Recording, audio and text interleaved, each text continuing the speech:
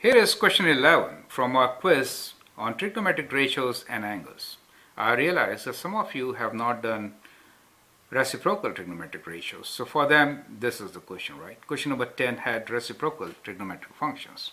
The question here is, find the exact value of the following, rationalize denominator to write the exact answer. No decimals, okay? So the question is, cos of 30 degrees sine of 45 degrees plus cos of 135 degrees with minus sign and sine of 300 degrees. Correct? So what we will use here, as last time, we'll use our standard triangles and cast rule. So one triangle standard is 45 degrees triangle, and the other one, which we always use, is 30, 60, 90, right? But we draw an equilateral triangle first. So that is the 30, 60, 90 triangle. Now here 45 degrees, correct? 45 degrees, we know this is 1, and this is square root 2. And for 60, 90, 30, this is 90 and this is 30 degrees, it is 2, 1 and square root of 3, correct? So these values will help us to figure out the exact values when required. Now the third thing which we'll try to use here is the cast rule. So let me write down that also, so that we have everything required for us before we start the question, right? It's a good idea to put them all in place. I know it is in your head at present, but I need to explain you that you just put them on the paper so that we can visualize and then solve, correct? So we have the question here, which is cos of 30 degrees. So let me rewrite this equation. So I'm writing this as cos of 30 degrees, that's fine. Sine of 45 degrees, correct? I know that value also. Okay, plus, now what is this? Cos of minus 135. Now when I do cos of minus 135, that means I'm going from here in a clockwise direction, that is minus, right? So it is 90 plus how much? 90 plus 45, correct? So this is 135 minus, so I say it is 90 plus 45. That means I'm left with how much? I'm left with 45, correct? So from here, the acute angle is 45 degrees. That is first thing.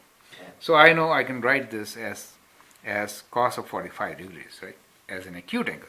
The second thing which I need to understand is, in this quadrant, cos is negative. So I will write this as cos of 45 degrees. Of course, I will write this as cos of 45 degrees, but cos is negative. So I have to write negative here. So I'll put that here, correct? Times sine of 300. Now let's look into sine of 300. When we say 300 degrees, we are going like this in this direction and we land up here. Somewhere there we land up, correct? So 300 plus 60. So acute angle here is 60 degrees. And from the cast rule, we know sine is negative, correct? So therefore, we'll write sine 300 as negative of sine of 60, right? Sine of 60 degrees. I hope you understand the first step. This is kind of a very critical step for you to understand. That means write equivalent trigonometric ratios, right? So sine 300 is equivalent to minus sine 60 degrees. Cos of minus 135 degrees is equivalent to minus cos 45 degrees. Now let's rewrite this equation and with the numbers. So we get cos of 30 degrees. 30 degrees is here, right? So cos is adjacent over hypotenuse. Okay, you want me to write SOHCAHTOA? I will do that also. That means SOHCAHTOA is sine is opposite over hypotenuse, cos is adjacent over hypotenuse, and tan is opposite over adjacent. Okay, so that will help me. Cos of 30, cos adjacent over hypotenuse, 30 adjacent is square root 3, right?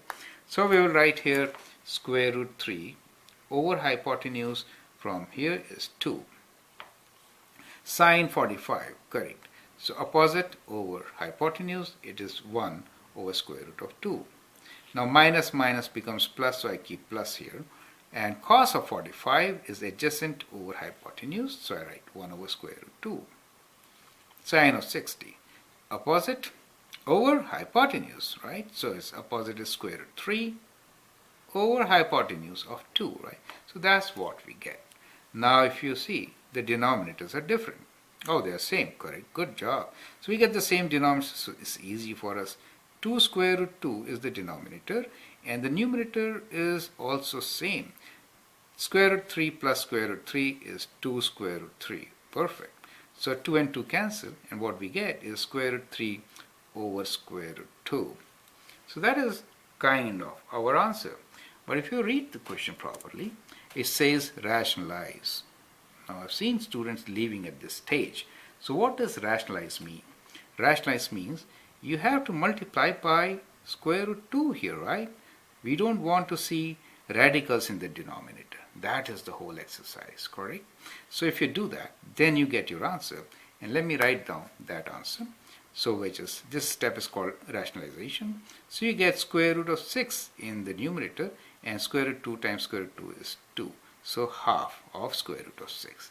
That is the answer, correct? So this step which we did here, multiply numerator and denominator by the same number so that we get rid of the radical part from the denominator, is called rationalization.